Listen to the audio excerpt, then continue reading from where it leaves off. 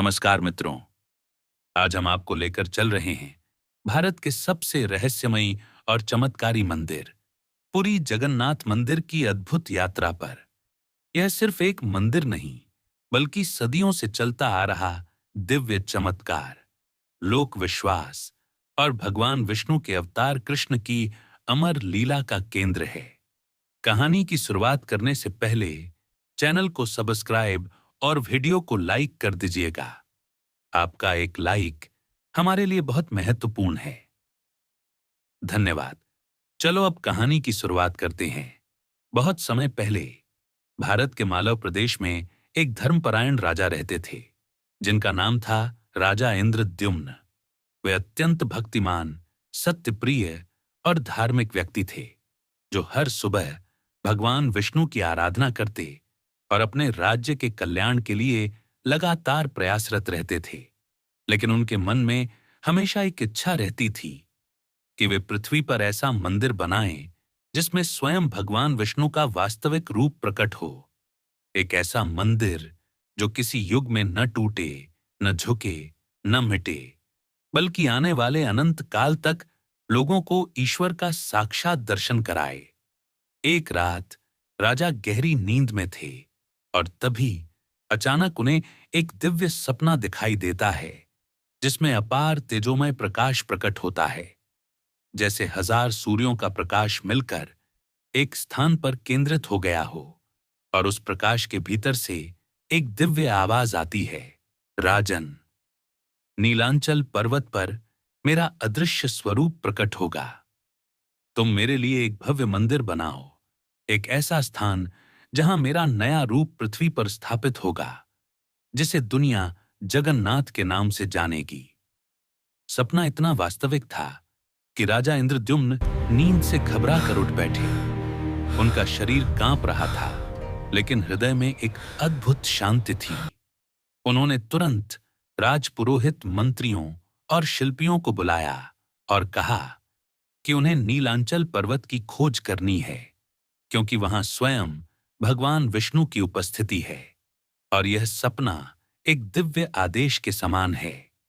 राजा ने अपने विश्वसनीय मंत्री विद्यापति को यह जिम्मेदारी दी कि वे जंगलों, पहाड़ों और तटीय क्षेत्रों में जाकर नीलमाधव नामक रहस्यमय देवता की खोज करें, जिसकी चर्चा दूर दूर तक सुनाई देती थी। विद्यापति एक बुद्धिमान, साहसी और चतुर व्यक्ति थे।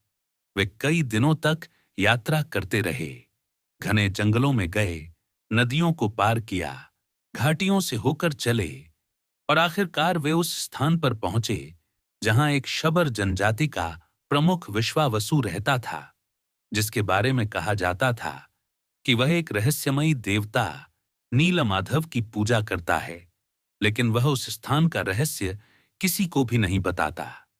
विश्वावसु की एक सुंदर और सरल हृदय वाली पुत्री थी।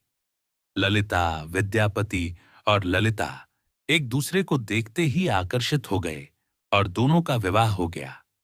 विवाह के बाद धीरे धीरे विश्वावसु ने विद्यापति पर विश्वास करना शुरू किया और एक दिन जब विद्यापति ने उससे नीलमाधव के दर्शन की इच्छा जताई, तो विश्वावसु ने आंखों पर पट्टी बांधकर उसे अपने साथ ले जाने का निर्णय लिया। लेकिन विद्यापति ने चतुराई से अपने साथ कुछ सरसों के दाने ले लिए और चलते समय रास्ते में चुपके चुपके गिराते गए, ताकि लौटते समय मार्ग पहचान सकें। जंगल की गहराई, रहस्यमय वातावरण और पक्षियों की आवाजों के बीच जब वे एक गुफा के पास पहुंचे और पट्टी हटाई गई, तो विद्यापति ने देखा कि उनके सामने दिव्य प्रकाश से नहाया हुआ नीलमाधव का स्वरूप खड़ा था। एक ऐसा दृश्य जो मनुष्य जीवन में शायद एक बार ही देखने को मिले। एक ऐसा तेज, ऐसी कृपा, ऐसी दिव्यता कि उनकी आंखों में आंसू आ गए। वे लौटकर राजा इंद्रद्युम्न के पास पहुंचे और सारी कहानी सुना दी। राजा खुशी से झूम उठे और तुरंत विशाल सेना, घोड़े, हाथी और पुरोहितों के साथ उस स्थान की ओर निकल पड़े। लेकिन जब वे पहुंचे तो नीलमाधव वहां से अंतर्धान हो चुके थे। पूरा स्थान खाली था। राजा दुखी होकर वहीं बैठ गए और भगवान से प्रार्थना करने लगे। हे प्रभु, आपने मुझे बुलाया था, मैं आपकी खोज में आया हूं। अब आप कहां हैं?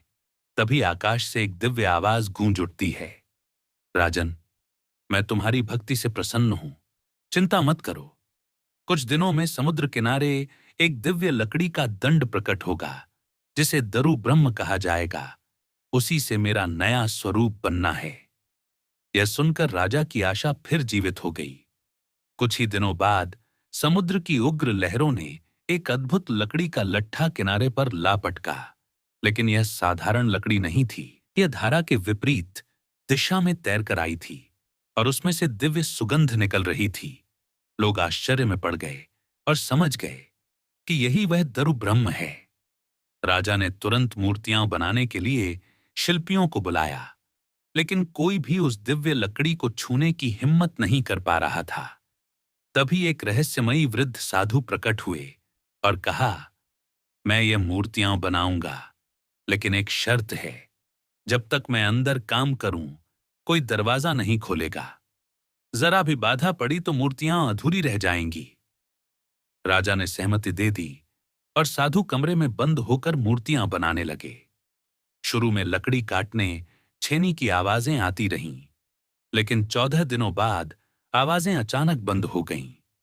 रानी अत्यंत चिंतित हो गईं कि शायद वृद्ध साधु को कुछ हो गया, और उन्होंने नियम तोड़कर दरवाजा खुलवा दिया। दरवाजा खुलते ही साधु गायब हो चुका था और कमरे में 3 अधूरी लेकिन अत्यंत दिव्य मूर्तियां थीं। भगवान जगन्नाथ, उनके भाई बलभद्र और बहन सुभद्रा। तीनों के हाथ पैरों का आकार पूरा नहीं था। उनके नेत्र बड़े बड़े गोल थे और चेहरों पर एक ऐसी मुस्कान थी जो मानो पूरे ब्रह्मांड की लीलाओं को समेटे हो। राजा समझ गए कि वह साधु कोई और नहीं, बल्कि स्वयं देवशिल्पी विश्वकर्मा थे, जो भगवान का आदेश पूरा कर रहे थे।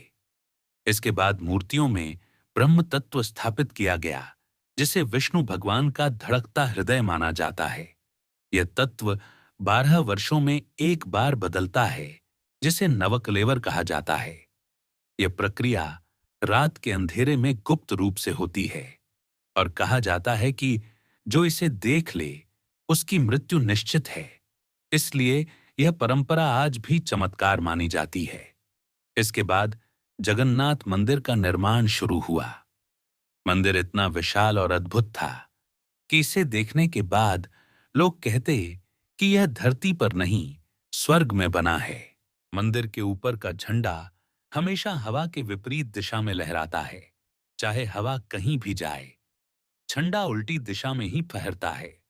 मंदिर की छाया किसी भी समय जमीन पर नहीं पड़ती, चाहे दोपहर हो, सुबह हो या शाम। मंदिर के ऊपर लगा सुदर्शन चक्र चाहे किसी भी कोने से देखें, हमेशा सामने ही दिखाई देता है, मानो वह घूमकर आपको देख रहा हो। मंदिर की रसोई दुनिया की सबसे बड़ी रसोई है, जहां 56 प्रकार के भोग बनते हैं। और आश्चर्य की बात यह है कि प्रसाद कभी कम नहीं पड़ता और कभी ज्यादा नहीं बचता, चाहे भक्तों की संख्या कितनी ही क्यों न हो। हर वर्ष आने वाली रथ यात्रा में भगवान जगन्नाथ, बलभद्र और सुभद्रा अपने अपने रथों पर बैठकर यात्रा करते हैं। लाखों करोड़ों भक्त रथ खींचते हैं, लेकिन कहा जाता है कि रथ तभी चलता है जब स्वयं भगवान उसे चलाना चाहें।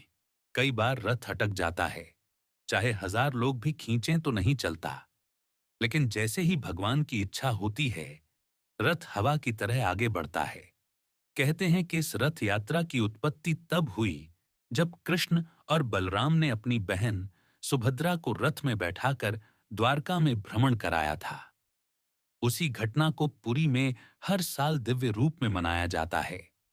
पुरी मंदिर का सिंहद्वार अत्यंत भव्य है और प्रवेश करते ही दाईं ओर अरुण स्तंभ दिखाई देता है, जिसे छूने से नकारात्मक ऊर्जा खत्म हो जाती है, ऐसा माना जाता है। मंदिर में स्थापित जगन्नाथ, बलभद्र और सुभद्रा का अधूरा रूप हमें यह सिखाता है कि भगवान रूप से नहीं, भावना से प्रसन्न होते हैं और यह कि ईश्वर की लीला मानव समझ से परे है। आज भी दुनिया भर से लाखों लोग पुरी आते हैं। भगवान की बड़ी बड़ी आंखों में देखकर ऐसा लगता है जैसे वे कह रहे हों, भक्तों, मैं तुम्हें देख रहा हूं, तुम्हारी रक्षा कर रहा हूं। और इस तरह पुरी का जगन्नाथ मंदिर मानव इतिहास की सबसे रहस्यमयी, दिव्य और अद्भुत कहानियों में से एक बना हुआ है, जहां हर पत्थर, हर दीवार और हर हवा में ईश्वर की उपस्थिति महसूस होती है। और यही पूरी जगन्नाथ मंदिर की अनंत, अविरल और अमर कहानी है।